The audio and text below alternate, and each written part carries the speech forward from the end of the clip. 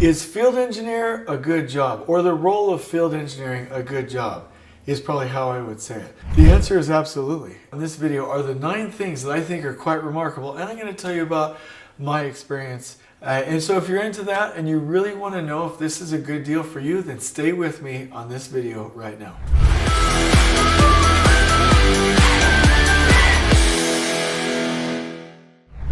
All right, so I love, and I don't think it's a secret, that I love the role of field engineer on project sites. I was a field engineer for 4 years. I did training for field engineering for 7, and I've supervised many programs and done probably about 20 different field engineer boot camps, and I am helping to rewrite the book Construction Surveying and Layout. Let me just explain to you my experience and try and explain some of the excitement.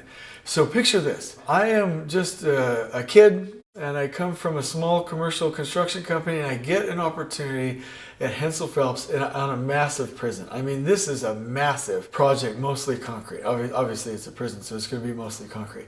Anyway, I get out there, and there's this fancy $30,000 equipment. There's total stations, there's levels. We're using fancy programs, AutoCAD and not Revit at the time, but 3D programs, and we're creating lift drawings. And there's this really neat trailer, and there's a bunch of field engineers, and everybody has their desk. And we're on a commercial construction site. Always outside is the hum of diesel motors, or you've got generators going, or cars going by, or hopefully not jackhammers. I hope I didn't say that, but like the sound of concrete trucks or pumps. It's just like an amazing feeling. You go outside and you smell it. And back in the day, some people were smoking, which was kind of cool. It's just this really neat environment. It's big time with lots and lots of people. There's hundreds of people out there on the project site. Then you hop in a Kawasaki Mule and you're like, wow, this thing's cool. In the back, you've got all the equipment and you're jamming and you feel the air on you. It's either really hot or really cold, and like you just have this sense of freedom. You come out to the project, the building, wherever you're doing your work, you get out and you're looking at drawings and you're thinking, man, I'm so cool. And you've got your layout drawings and you start to perform the layout, and even snapping lines just feels professional. And then you button up and you clean up, and then you go to, I could just keep going, but it's just this, I can't even explain how awesome it is. And if you get to do it, the rush, the adrenaline, the working with the craft, the concrete placements, the being up at 4 a.m. in the morning and smelling the cigarette smoke back in the day, obviously, and the burning of diesel and hearing the pump start to thrust, and you hear that noise and you're like, yeah, this is it right here. And people are yelling and they're spraying down the forms. Anyway, super wonderful experience. I loved it. And if I wasn't trying to work my way up to being a superintendent and then onto a field director and then own my own business, I could do it for the rest of my life. And I'll tell you, everybody who's been a field engineer that I get to talk to later on is like, oh, I miss those days. Those were the best days. So let me talk to you about whether or not it's worth it and if it's a good job. The first thing that I want to say is that you are directly connected to the physical work, right? You're out there in the field. If you like to build things, then the role of field engineer is definitely for you. Number 2, the precision and accuracy and the pride in doing your work. I mentioned before that even snapping lines can feel awesome. Here's what I mean. Let me just give you a silly example. I learned that with decks, and I learned this on the prison, that if I start snapping lines, even if it's blue chalk, and I start snapping lines on the deck, it can stain the deck. So we came up with a method where literally we would go out on the deck and we would start to measure grid lines on a freshly placed slab or above ground deck, and we would use baby powder. As silly as it sounds, we would use baby powder, or you can use white chalk or things like that, but we would snap the lines out, and baby powder is really easy to see early on. And what we would do is then do diagonal checks, 3, 4, 5 if we needed to, check dimensions, make sure it was all right, okay? Then we would make small tick marks along those lines once we knew they were right. Then we would use clear coat past our tick marks and over our baby powder. And what that would do is it would get rid of the baby powder. You can't see that anymore.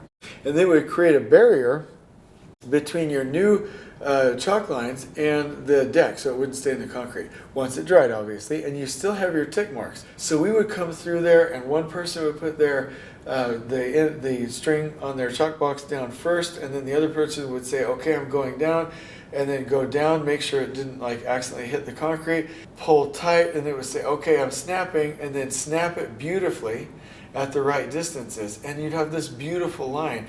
And you would leave the deck and then clear coat it again and label everything, and you've just established grid lines on this deck, and you're like, oh my gosh, that is remarkable. And then you see carpenters coming behind you, they're laying out columns, they're laying out walls, and you just feel this sense of such pride. It's so precise, it's so accurate, and you're doing such a good job. And I hope I'm not boring you with this, because like that feeling is priceless. So number 2, having that sense of pride when you have precise and accurate work and you know that you've done something worthwhile is just, it gives you a hit of dopamine like nothing else. Number 3, you get to see the project take shape. I've always said, literally always, that you have to be a builder to be a PM or a super, but those really aren't builder positions. You have to do a lot of planning of work, and you're not actually practicing building, you're leading, you're communicating, right? A field engineer working with the trades is seeing every step of the way, every component, not only doing the layout for it and the lift drawings, but seeing it get built. It is the true way to become a builder, even if you're coming into management from the craft. Number 4, one of the main things that I learned as a field engineer that I love, that makes it super worth it to me, and what I consider a really great position, is that you're a problem solver. Hopefully you're a pre-problem solver, meaning before the problems even happen. Literally being able to like figure anything out. Steve Snedeker calls this the honey badger, right? Just go be able to do anything. We used to say be the honey badger. Being able to dig into the drawings, solve the problems, go out and do surveying and layout, chase down that 1/4 inch is absolutely amazing, and it's really rewarding, and it will shape a mindset that will help you the rest of your career. Number 5, collaboration with the trades and the superintendents on site. Not only are you learning, but you're collaborating, and you are working with some of the coolest people on earth, right? Like, I just love these people. Workers and foremen are my favorite. You're getting taught, you're getting mentored by some of the greats in the industry. And I really love worker and foreman positions, and field engineering is hard work, don't get me wrong, but you get to be out there with them and not hurt your body, so it's a good job from that perspective, and make the work better for the people who are using their body. So definitely a good job from that perspective. Number 6, you have a deep understanding of the drawings and the specs. And if you're doing lift drawings, you'll become a master builder. Number 7, you have the foundation for strong leadership. Not only are you connected to the most important people on the site, but you're learning how to build, you're learning how to visualize things in a coordinate geometry system, you're learning how to be organized, you're learning how to delegate, and this is the best position to then become a PM or a superintendent because you're developing those leadership skills. And lastly, what I want to say is that you really own your work when you're a field engineer, and you're really proud of your work. It's a very rewarding position. Now, one caution is, don't become arrogant, don't think you know everything. And this happens to surveyors a lot. I love surveyors, but sometimes they do the same thing over and over. They get really arrogant, really cocky. Don't do that. A field engineer should be a learning experience all the way through, even if you're doing it for multiple years or as a permanent career. Is it worth it? Absolutely. Is it a great job? 100%. Does it pay well? Yes. Does it set you up in the future? Almost better than anything else you can do. It's a great, great job, and I hope that you'll forgive me for my inability to speak and communicate these feelings. I wish I could just take what I'm feeling right now and communicate it through the camera. One of the best experiences of my life, sometimes lay down in bed at night and think about what it was like. It was that amazing. And I honestly wish I would have had more time to do it. Absolutely rewarding, absolutely a great job. I'm going to turn this into a blog post for you so that you have this information. And I want to say, if you ever want more, reference Wes Crawford's book, Construction Surveying and Layout. And if you're entering into this role, great luck. You will never regret it. And I wish you the best of luck. On we go.